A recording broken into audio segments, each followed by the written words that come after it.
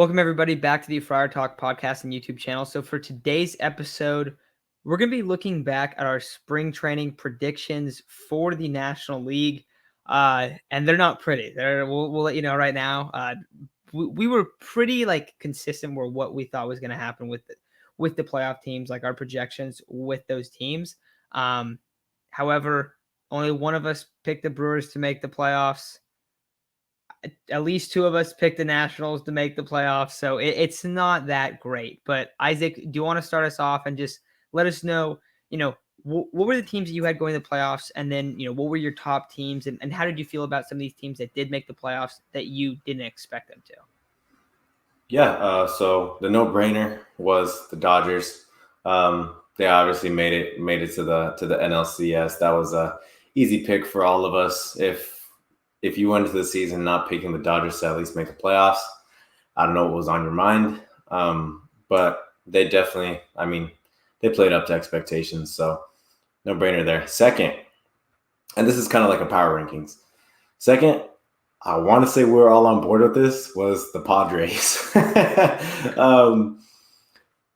Really good 2/3 of the season. That 1/3 of the season where they collapsed was just horrific. I want to say they won 4 of their last 23. Something like that. I don't even know. So they sucked. They sucked is probably an understatement.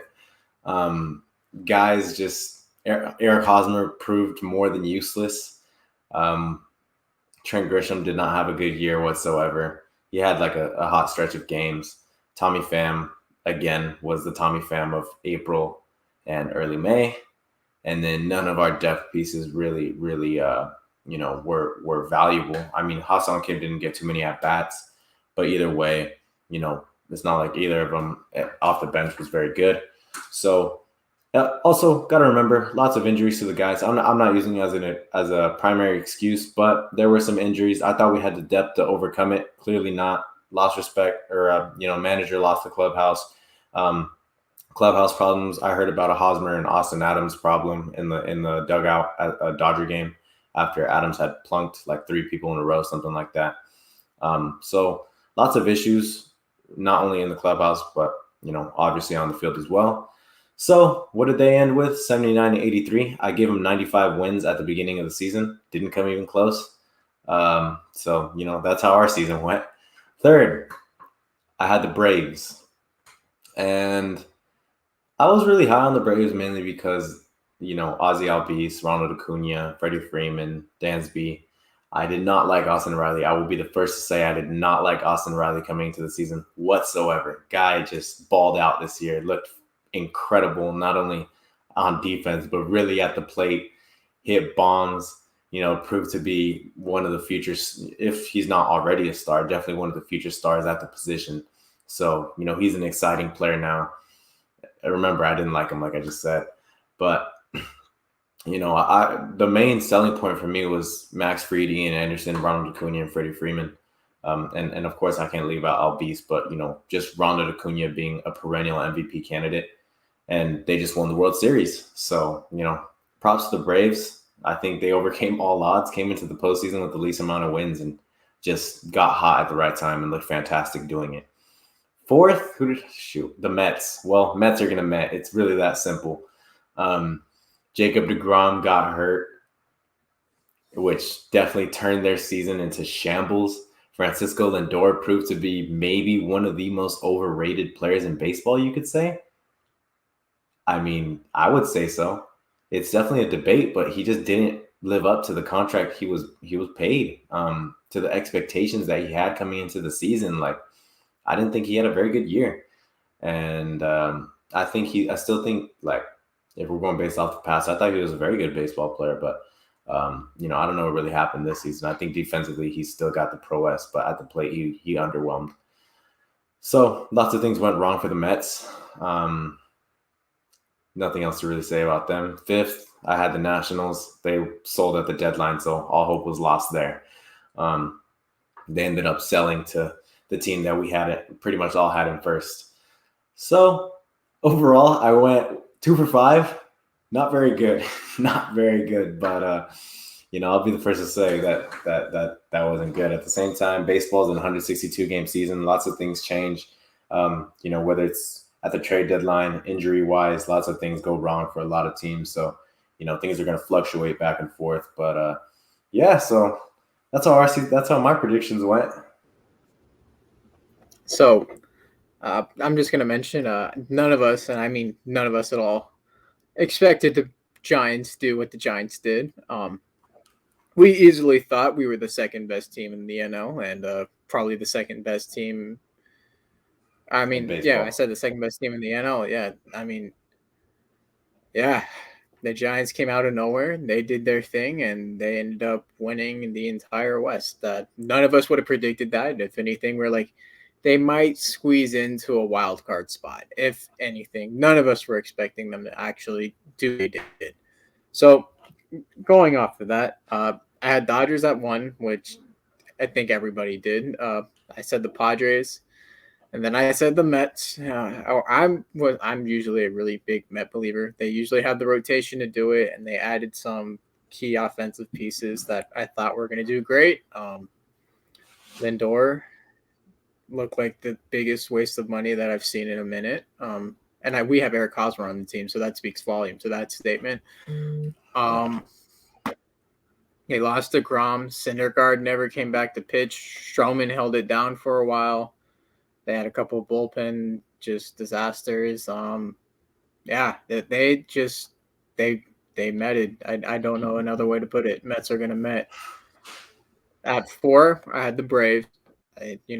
Mike Soroka, Max Fried, Acuna, Albies, Ozuna, Freeman. Right, they just have a monstrous lineup when you look at it. And they had at the beginning of the season, they had the pitching to go with it too, with Mike Soroka coming back. Unfortunately, they lost him and Acuna. Hey, but they still managed to win a World Series, so congrats to them.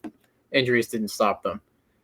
And then at 5th, for a while, I was debating between the Nationals and the Brewers, but I ended up going with the Brewers, thank God. So I went 3 for 5. I'm usually a big believer in the Brewers. They usually kind of just sneak in there. I didn't know if they were going to win it's the Central, right?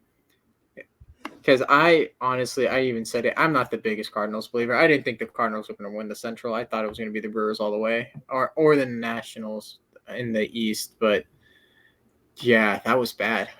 I don't know what happened to them after 2019. They went from a World Series team in 2019 to the worst team in baseball in 2020. And so we're like, oh, you know what? It's a fluke. It's 2020. It was a 60-game season. They have a much better team than they played into 2020. And you know what? Maybe we were just wrong about that. Maybe 2019 was the fluke year. So, yeah, I went 3 for 5. Not great, not good, but not terrible. Better than me. Yeah, for me, it was pretty similar. Dodgers at 1, Padres at 2. I think we all had that. And then after that, I don't remember which order I put. I think I put Braves, then the Mets, and then in the 5th spot, I think I might have cheated, but I'll just say Nationals for now because I think we were kind of more on board with that. But I will mention that I was a lot higher than the Cardinals than anyone else was. And I was like, guys, I think we're really underrating adding Nolan Arenado. Cardinals got super hot at the end of the year. Had a good season. I know that the big reason why we were a little skeptical then was just the rotation, if I remember correctly. But overall, very bad. Another thing to mention, Isaac, you said that you had the Padres at 95 wins. Well, me and Chase had the Padres in triple digits, so that was also really, really bad. So yeah, we weren't very good. I'll take a point off my score for that because that was really far off. That was like over 20 wins off. So I'm just taking a point off of. I'll go 2 out of 5 for that. I'm ashamed of myself. Yeah, that was really bad. A couple other things though to mention is like when we were talking about the Mets, we were talking about if they have Syndergaard healthy, he never came back. Like there were a lot of like things that we would bring up. The Nationals, for instance, talked a lot about Scherzer in that one. Talked a lot about Trey Turner. We all know what happened there. Like, so I think there's a lot of like especially just, and this is always going to be not even baseball, but just like sports in general. Like when you try to make these predictions, there's so many outside factors. But I will say this. I think for me, the three misses I had were the Padres, the Mets, and the Nationals. And I think for all three of those teams, I think my issue was that I really overvalued the star power, the name power of their top end guys for each of those three teams and didn't necessarily look at like the other pieces around them. And I think that is ultimately why like I was off on those. Where for instance the Braves, now maybe some of those guys that weren't that weren't on this World Series winning team were there, but you look at Jock Peterson, Eddie Rosario, and I don't know they were just added, but like those complementary pieces can be so huge to a baseball season. So I think that's a lot of the reason why we're so bad in this. But that's all I have. So anything else you guys want to add? Yeah, it's kind of crazy what a good trade deadline does for you, considering the Braves added Jock Peterson, Eddie Rosario, and the World Series MVP Jorge Soler. They those were their biggest moves. Like those moves helped them so much. And you see the Padres fail at the deadline. You see how they plummeted to the max. So winning at the deadline helped them out. I didn't even talk about the teams that did make it that we didn't expect to be there at all. The Giants, just a bunch of old guys that came together and put together a really good season. They bought into the concept. They bought into playing team baseball instead of I felt like the Padres, some of their players played some very selfish baseball at times. But this team, they didn't do that at all. They played together. They showed fight. They were resilient and they made the right moves in the offseason, getting Gosman. So, very good team that over exceeded everyone's expectations. The Brewers, damn, I wish we could ride people like Brandon Woodruff and Corbin Burns because that would be a luxury for this Padres team. Lots of props with them, not to mention their lineup, a bunch of guys who aren't really the biggest names. And considering the underperformance of Christian Yelich, how good that lineup did to be able to propel that team to make the playoffs. Very impressive. Lastly, the Cardinals. I don't even know how the hell that happened. They just went on a really hot 17-game win streak, and they lost in the first game. So I guess props to them. You go on a 17-game win streak, that's really impressive. I don't know. I don't think they'll do it again, though.